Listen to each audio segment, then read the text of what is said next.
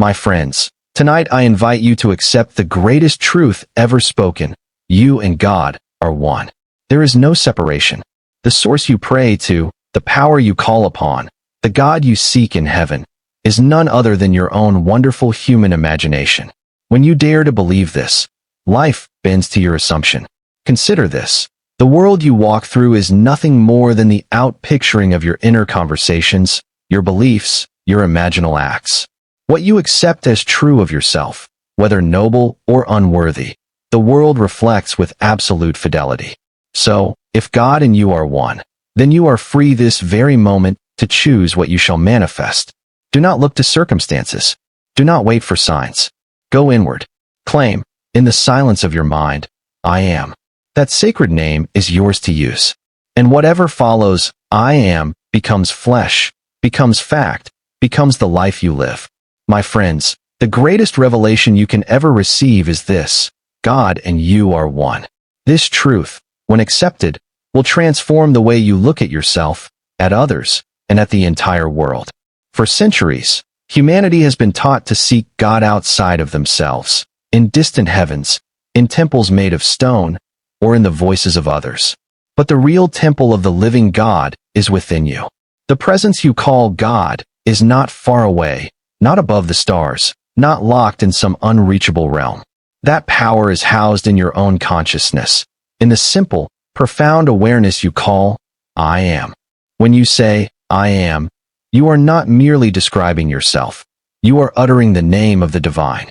That inner sense of being is God's eternal presence. You may not always realize it, but every time you say, I am sick, I am poor, I am unworthy, you are using the name of God in vain, declaring as true what you do not wish to be. And just the same, every time you affirm, I am blessed, I am strong, I am loved, you are calling into manifestation the reality of that divine claim. To accept that you and God are one is to accept that you already hold within yourself the creative power of the universe. You are not a weak creature pleading for favors from above. You are the very channel through which God imagines, creates, and expresses. The voice that says, I am, within you is the same voice that spoke the world into being. The difference is not in the power, but in your awareness of it. Now, why is this so important? Because until you awaken to your oneness with God, you will continue to live as though life is happening to you, rather than through you. You will pray and wait, hope and wish, but never truly create. The moment you grasp that the Creator and creation are one in you, you step out of waiting and into being. You stop asking, and you begin assuming. You stop begging, and you begin declaring. Oneness with God means responsibility. The responsibility to guard your thoughts, to discipline your inner conversations, to choose wisely what you accept as true. For if God is not outside you but within you, then every imaginal act is divine. Every assumption, whether good or bad, is planting the seed of tomorrow's harvest. You are always using God. The question is whether you use Him consciously or unconsciously.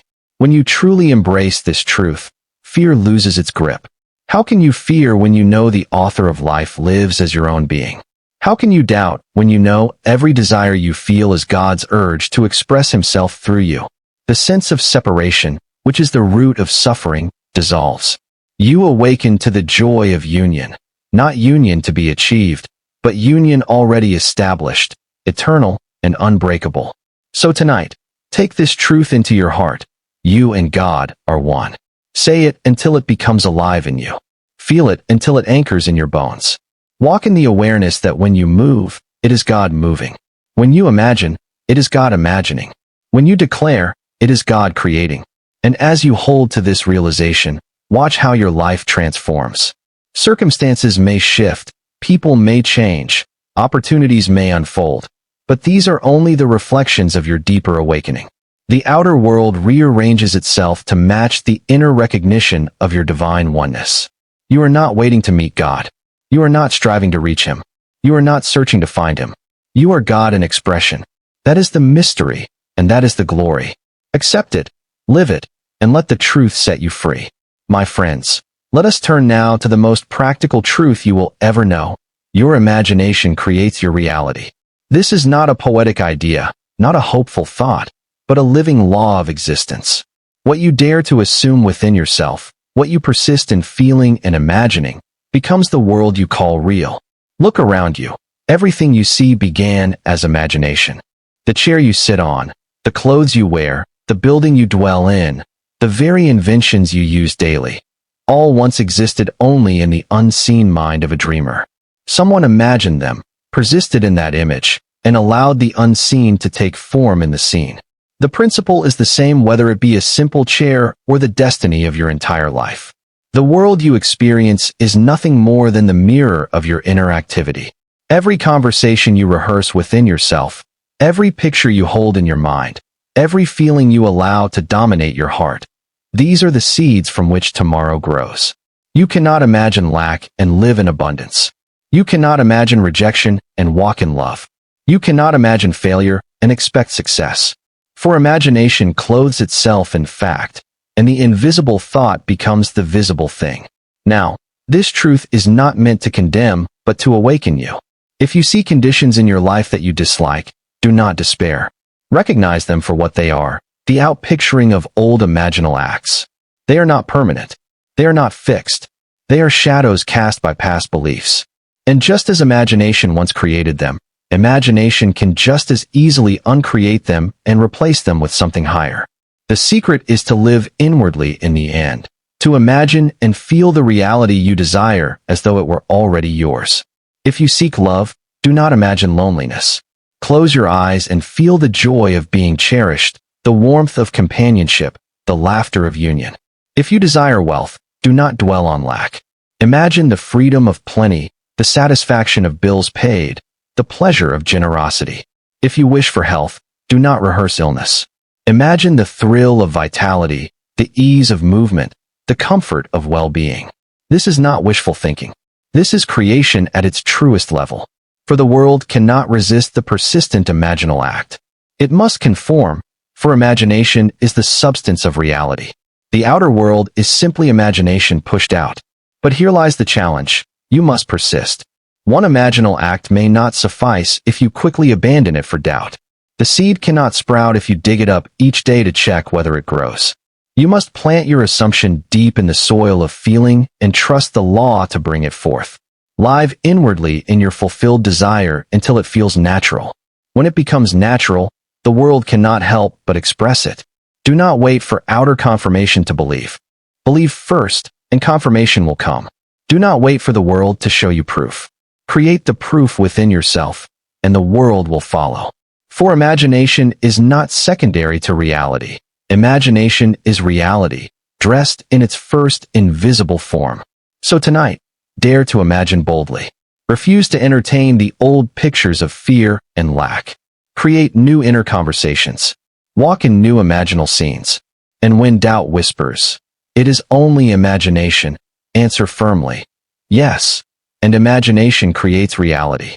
Live in this truth, and you will awaken to a life transformed. For the power is already yours. The pen is in your hand. Write the story you wish to read. Imagine it, persist in it, and know this unshakable truth. Your imagination is God's creative power in you, and what you imagine, you become. My friends, if you remember nothing else from tonight, remember this sacred truth. The words, "I am," are the key to creation. They are not ordinary words. They are the name of the Eternal One, the living God within you. Whenever you say, "I am," you are invoking the creative power that shapes your world. Think about it. Every sentence you utter, every thought you repeat, begins with an assumption of being. I am happy. I am poor. I am strong. I am weak. These are not mere phrases. They are creative decrees, spoken by the God self in you. And because God cannot lie, what you persistently declare with, "I am," must eventually take shape in your life. Most of us have used this power unconsciously. We speak carelessly. I am tired. I am unlucky. I am not enough. And then we wonder why life returns to us shadows of fatigue, misfortune, and struggle. We fail to see that every time we misuse "I am," we are planting seeds we do not wish to harvest. But the law makes no exception. Whatever follows, "I am," takes root in the subconscious, and the subconscious faithfully brings it forth into the world. But here is the glory. The moment you awaken to this truth, you can change the entire direction of your life.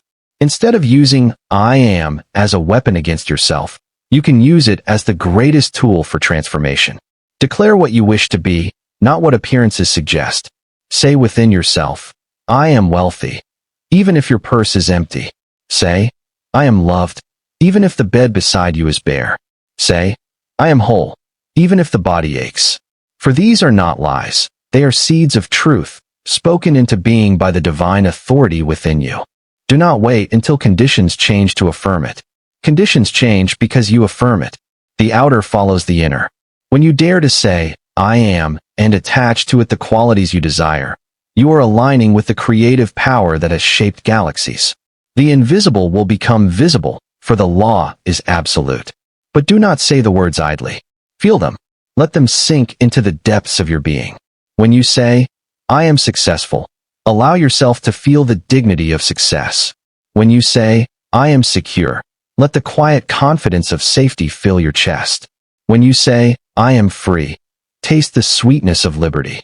For it is not words alone that create. It is words clothed with feeling. Feeling is the lifeblood of I am.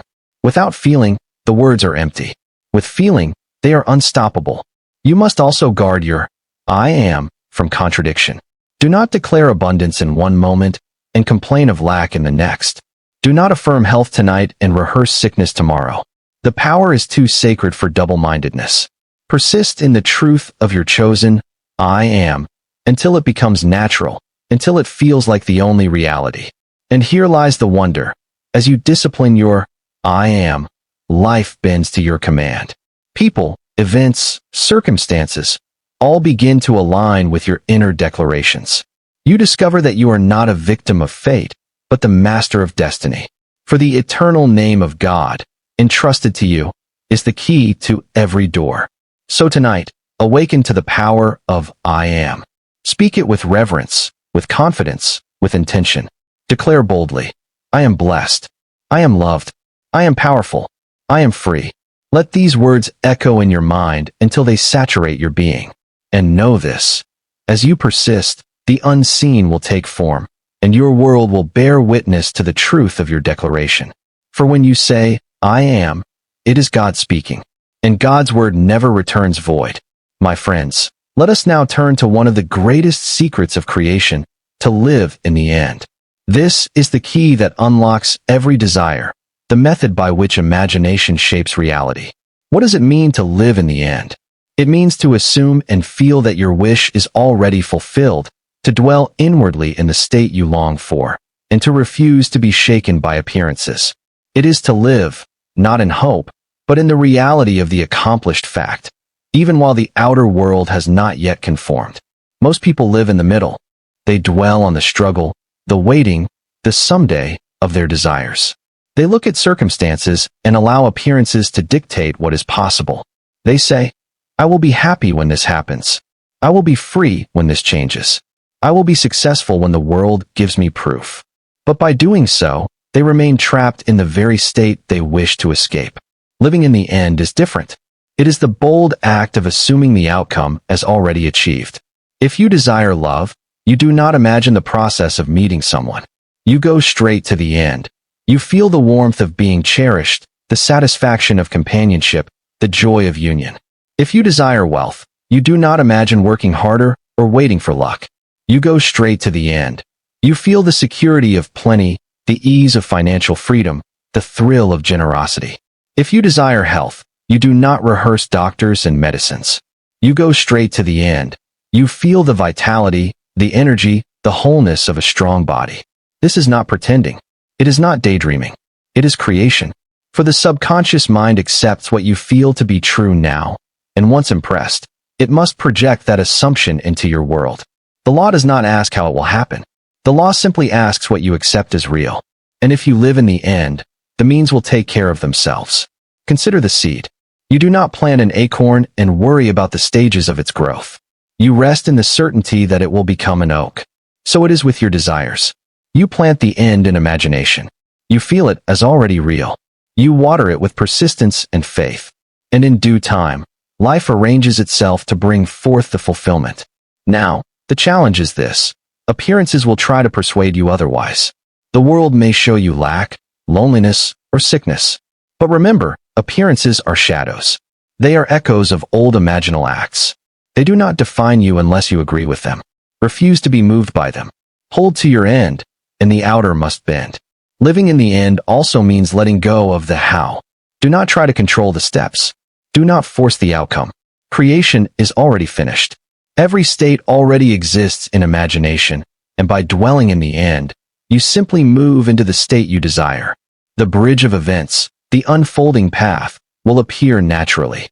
Your task is not to build the bridge, it is to dwell faithfully in the end. So tonight, take this secret into your heart. Live as though your dream were already true. Walk as though you are already the person you long to be. Speak inwardly from the fulfillment. Feel the joy of the answered prayer. And as you persist, the unseen will crystallize into the seen, and the end you lived in will become the life you walk through. For the end is the beginning, and imagination is the only reality. Live in the end, and the end will live in you. My friends, if imagination is the creative power, then persistence is the force that brings your desire to completion. Without persistence, the seed of your assumption withers. With persistence, that seed grows, takes root, and blossoms into the life you long for. Think of the farmer. He does not plant a seed today and dig it up tomorrow to check if it has sprouted. He trusts the process. He waters it, nurtures it, and waits with patience, knowing that growth is invisible before it is visible. So it is with your imaginal acts. One moment of assumption plants the seed, but persistence waters it until it bears fruit. Too often, people give up before their desire matures. They imagine once, they feel the thrill of the wish fulfilled, but when appearances contradict them, they abandon the state and return to doubt. They declare, "It did not work." Yet it is not that the law failed. It is that persistence was lacking. The law cannot fail. Imagination creates reality unfailingly. But like any seed, it needs time, attention, and unwavering faith. Persistence does not mean strain. It is not effort or struggle. It is simply the quiet, steady refusal to accept anything contrary to your desire. It is the discipline of returning again and again to the state of the wish fulfilled, no matter what the outer world suggests. When the world shows you lack, you persist in abundance. When the world shows you loneliness, you persist in love. When the world shows you weakness, you persist in strength. And here lies the secret. Every time you persist in the imaginal act, you are impressing it deeper into the subconscious. You are building a new natural state. At first, it may feel forced. You may say, "I am wealthy," and the words feel empty. But if you persist, soon the feeling takes root. It becomes familiar. It becomes natural. And once it feels natural, it must outpicture itself in your world. Do not measure by time. Do not ask when. Seeds have their appointed season. Some sprout quickly, others take longer. But all, if nurtured, must grow. The moment you give up, you uproot the seed. But if you persist, the harvest is certain. Consider this. Every great achievement, every story of transformation, is a story of persistence. The one who succeeded is the one who refused to give up the inner vision. They held it, cherished it, lived in it, until the world yielded to their assumption. And so it will be with you. Persistence also means guarding your inner conversations. You cannot affirm your desire at night, and then spend your day contradicting it in thought. You must persist in aligning your inner speech with your chosen end. Speak inwardly as though it were already true. Let your inner dialogue match the state you have claimed. This is persistence. When doubt arises, and it will, persistence says, return. Return to the end. Return to the vision. Return to the feeling. Each return strengthens the state, and soon it becomes the dominant reality of your mind. And what dominates within must express without. So tonight, take this truth into your heart. Persistence brings results. Do not be swayed by appearances. Do not be discouraged by delay. Hold fast to your assumption, and let persistence carry you through. For imagination creates reality, but persistence secures it. The harvest is yours if you do not faint. The seed you planted is alive, and if you persist, it will grow into the life you desire. For persistence is faith in action, and faith never fails. My friends, the final and perhaps greatest key is this: awakening to your divine power. For what good is it to know these truths if you still live as though you are powerless? You must awaken to who you truly are, and then live from that awareness. Most people wander through life asleep, believing themselves to be victims of chance, of fate, of circumstance. They think the world is something happening to them, and they are merely reacting to it. They pray to a God outside, hoping he may intervene. They plead, they beg, they wait. But all the while, the very power they seek lies within them, waiting to be recognized. To awaken is to stop seeking and start knowing. It is to realize that the same creative force that spoke worlds into existence lives in you as your own imagination. The God you once sought in the clouds is found in the quiet stillness of your being. The voice you call, I am, is none other than his voice. When you awaken to this, life changes forever.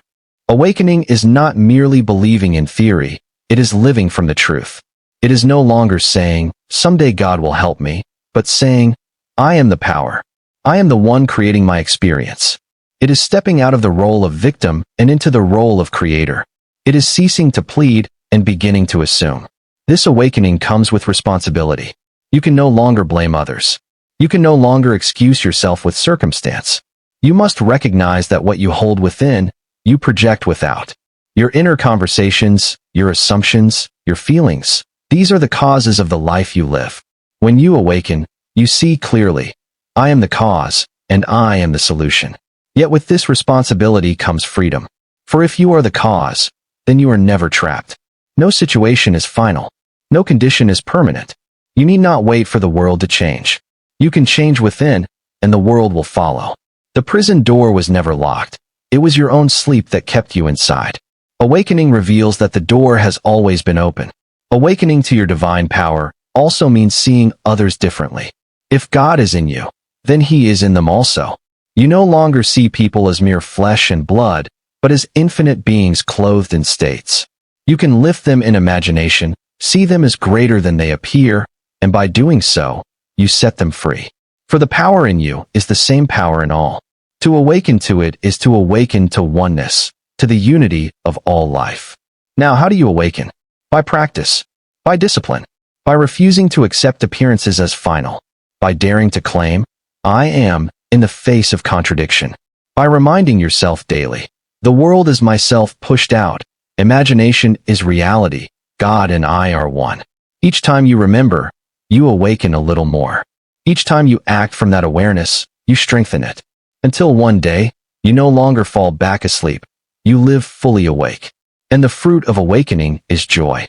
Fear dissolves. For how can you fear when you know the power is within you? Doubt fades. For how can you doubt when you see your imaginal acts becoming fact? Struggle ends. For you no longer wrestle with shadows. You shape them. Life becomes not a burden to bear, but an adventure in creation. So tonight, I call you to awaken. Awaken from the sleep of limitation. Awaken from the dream of separation. Awaken to the truth that you are divine in expression. Live from that awareness. Use your power consciously. And as you do, you will discover what was always true. You are the creative power of God, clothed in human form. Awaken, my friends, and be free.